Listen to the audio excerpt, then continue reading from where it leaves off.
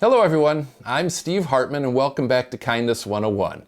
As always, I'm here with my co-teacher and daughter Meryl. Behind the camera, my son Emmett. Hello Emmett. Hello. Today we're going to talk about service. Service can mean a lot of different things. You can get your car serviced, you can get table service in a restaurant. A king can yell, "Service!" Like, "Emmett, go forth in the kingdom and get me some licorice." On it. No, not right now, Emmett. He's a goofball. Meryl, what does service mean in this context? Well, service means, like, if you have, like, a community garden, service would mean help it, like, all the people in the town would help. That's a great example of service. You said the whole town is working on it. That would be community service. Right, you could have service to your country. It basically means helping. Service can also mean, like, just helping out around the house. Yeah, that's good, actually. One of my biggest frustrations around this house is that I always have to tell you guys to pick up after yourself. You've heard this before, Emmett? Yep. I have. You've heard that before? Yeah. What I'd like to see around our house is more volunteering.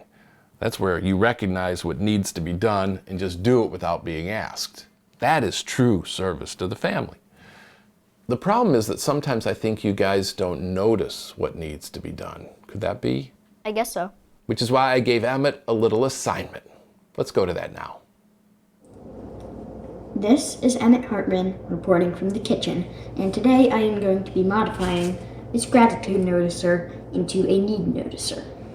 The purpose of this device will be to find things around the house that need picked up or otherwise taken care of. I like to build stuff out of cardboard and use our hot glue gun, but you don't really need any machine to do this at home. You just need to go around your house looking for ways to help. And if you want to fabricate a need noticer like mine, all the better.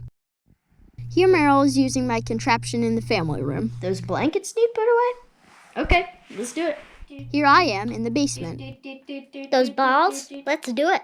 Yeah, let's pick up the balls. It's amazing the different ways you can find to be helpful once you start noticing what needs to be done. You might even find some favors you can do for your older brother. George's bed? Let's do it. Okay, let's make his bed. I'm Emmett Hartman for Kindness 101. Nice job, Emmett. Does that mean you're going to be making your brother's bed from now on? I will. I thought that was a one-time thing. I just want to help out. Meet the new Emmett. Oh. How did the need noticer help you guys? Because you did more helping in that 10 minutes than you've done in the last week. It sort of made it more into a game. All right. Noticing a need is the first step to any service project. I've got a story I want to show you now about a guy who noticed a need in his community. A lot of people would have overlooked this need. So thank goodness for the man you're about to meet. Bushnell Park in Hartford, Connecticut has all the typical city park sights, all the typical city park sounds. But there's one sight, one sound, one story here that is truly unique. Okay, Willie, here we go.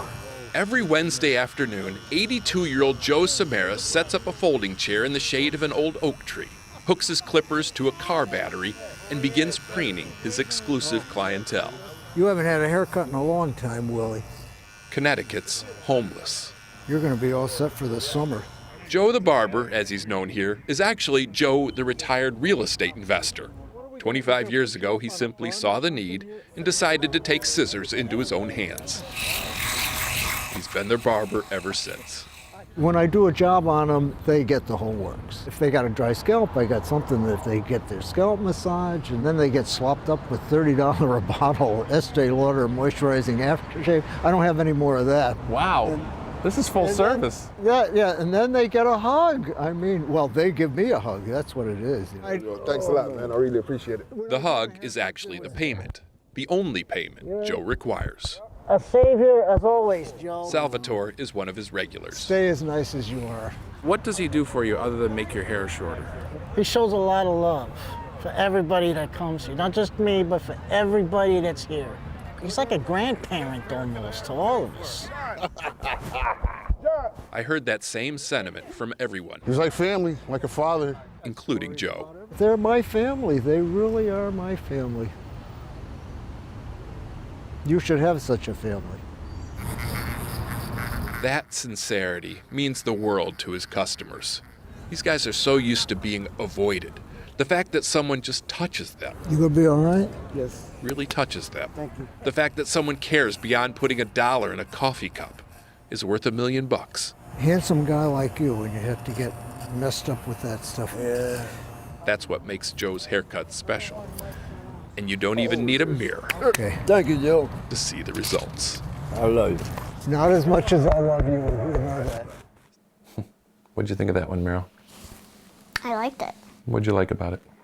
Well, just the fact that he noticed that people needed haircuts for the summer. Yeah. Nobody told him to go out and do that, did they? He just noticed it and he went out and he filled the need. Also, do you think that he called me up and said, hey, come down and do a story about me. I'm giving haircuts to people. I'm such a great guy. Come do a story on me. Do you think he did that? No, somebody else told us about him. But that's the other really great thing about people who live their lives in service to others. They're typically humble. They don't seek out recognition or praise. When you serve, you expect nothing in return. In fact, volunteers often live almost secret lives. They don't really like talking about their good deeds at all. That was definitely the case with the man in our next story.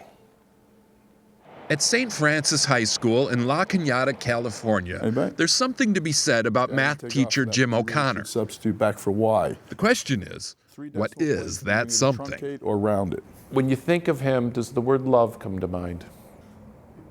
Obviously not. He's very, For whatever reason, none of these kids would tell me what they really think of him. oh, what's the word? Yeah, none of the boys have come in here and said, oh, God, we have hated him, at times. Nobody said that. I wonder why. He's going to be seeing this, right? Oh, yeah, that's why. Truth is, Mr. O'Connor can be a bit of a drudge. You don't know what you're doing. But the 70-year-old Vietnam vet says he's not here to entertain his students. It drives me crazy when people say school should be fun. I mean, it's nice if it could be, but you can't make school fun. E to the KT times E to the C. And for years, Okay? the kids thought that's all there was to him. Until last November, when senior Pat McGoldrick learned they didn't know the half of him. Pat was in charge of a student blood drive and had just come here to Children's Hospital Los Angeles for a meeting. He says it was weird. Whenever he told someone he went to St. Francis High School, they all said, oh, you must know Jim O'Connor. Isn't he wonderful? Wonderful? What? Like, it was disbelief, really. It's almost like kind of finding this alter ego that he has. Inside the blood donor center, Pat found a plaque listing all the top blood donors at the hospital, including the record holder, Jim O'Connor. Then he learned something even more unbelievable, that whenever Mr. O'Connor isn't torturing kids with calculus, he's on a whole nother tangent, cuddling sick babies. Come on, you can talk to me. 3 days a week for the past 20 years, Jim has volunteered here, stepping in when parents can't to hold, feed, and comfort their children. Solo. Nurse Erin Schmidt says he's invaluable. They tend to calm for him. They tend to relax with him. They fall asleep with him. I just like them and relate to them somehow. Is that a smile? Jim's never been married. He has no kids of his own. Yeah. But he has fallen hard for these babies. I don't want to see him alone. You can't do that. You're not a tough guy at all. I know, but don't tell my students. If you do the calculation. Sometimes you think you know someone, but you don't have the slightest.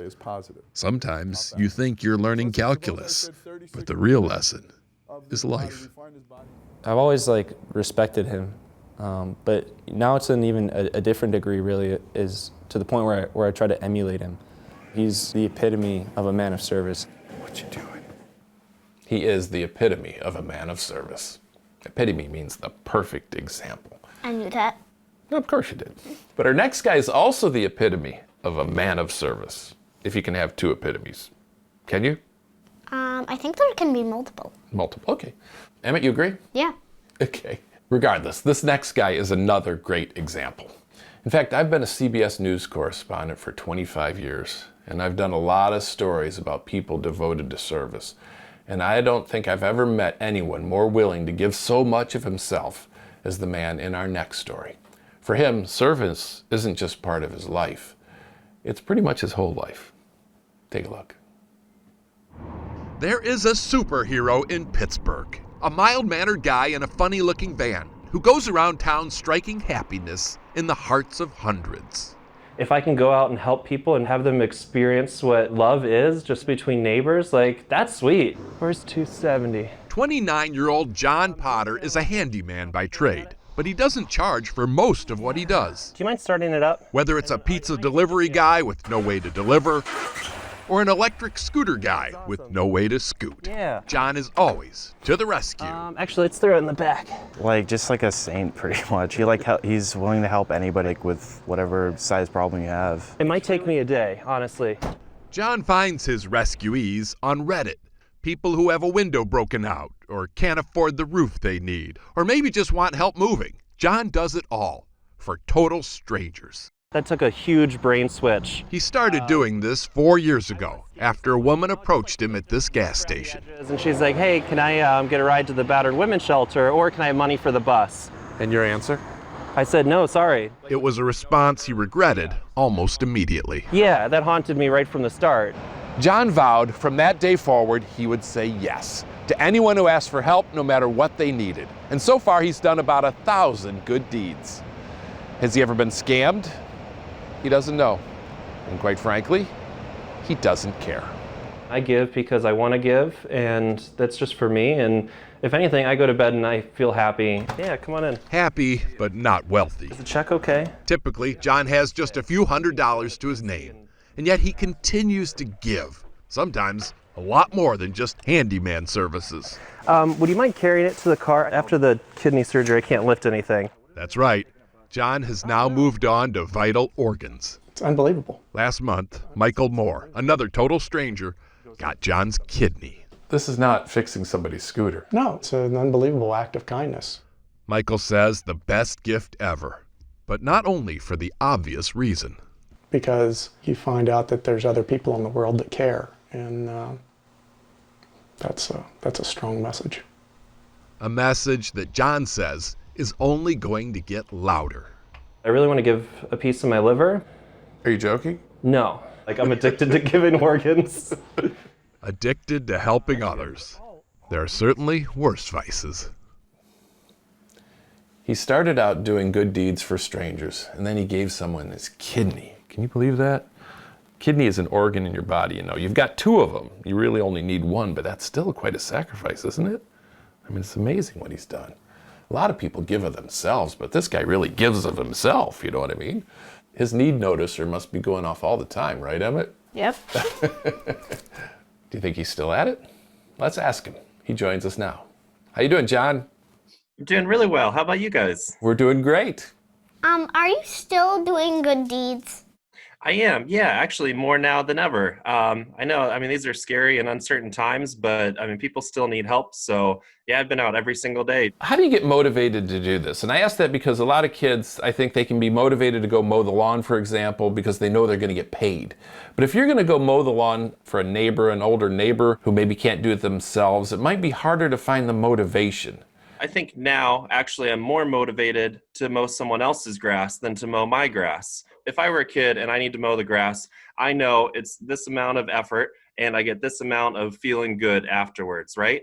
But if you do it for someone else, it's still this amount of work, but you get this much of satisfaction by helping that person. And I think that's what makes it easier to be motivated to help other people.